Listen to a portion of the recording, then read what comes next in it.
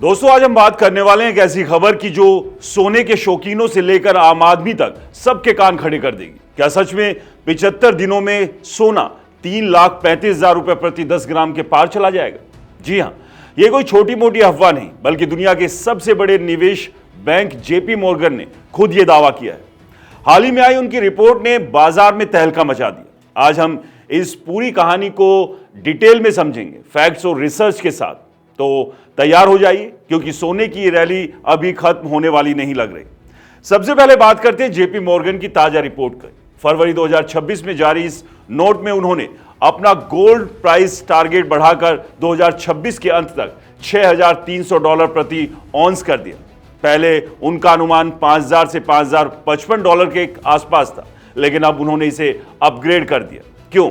क्योंकि केंद्रीय बैंक और बड़े निवेशक सोने को छोड़ नहीं रहे। रिपोर्ट कहती है कि 2026 में सेंट्रल बैंक्स अकेले करीब 800 टन सोना खरीदेंगे। ये ट्रेंड 2022 से चल रहा है, जब रूस यूक्रेन वॉर के बाद देशों ने डॉलर पर कम भरोसा किया और सोने की तरफ रुख किया।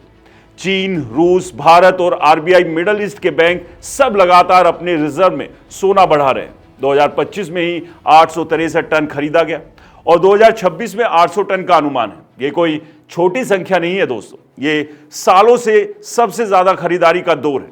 अब सवाल यह है कि भारत में इसका क्या मतलब? आजकल इंटरनेशनल गोल्ड प्राइस करीब 4,600 से $4,700 प्रति ऑन्स के आसपास घूम रहे हैं, हाल की गिरावट के बाद भी। लेकिन जेपी मॉर्गन का कहना है कि मांग इतनी मजबूत है कि कीमतें फिर से नई ऊंचाई छुएगी। अगर हम $6300 प्रति ऑन्स का टारगेट देखें तो एक ऑन्स सोना लगभग 31.1 ग्राम के हिसाब से कैलकुलेट करें तो 10 ग्राम सोने की कीमत भारतीय रुपए में 3 लाख से ऊपर जा सकती है।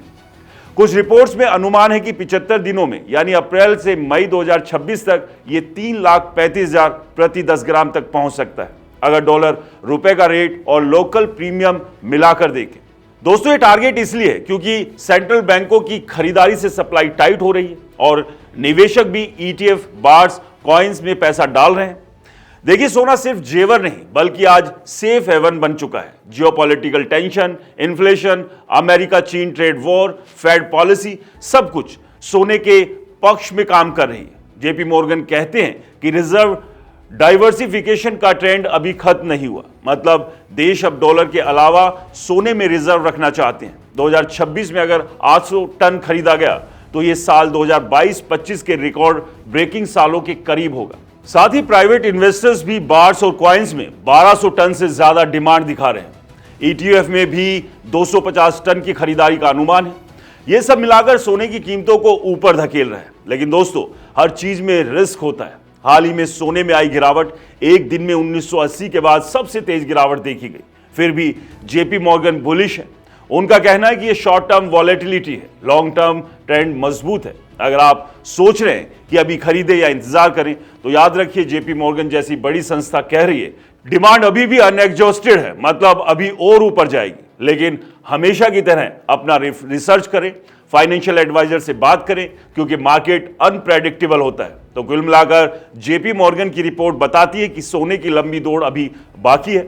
सेंट्रल बैंक्स की 800 टन खरीदारी, निवेशकों की डिमांड और ग्लोबल अनिश्चितता, ये सब मिलकर सोने को नई ऊंचाइयों पर ले जा रहे हैं। अगर ये टारगेट हिट हुआ तो भारत में 10 ग्राम सोना 3,35,000 के आसपास जाने की बात की जा रही है।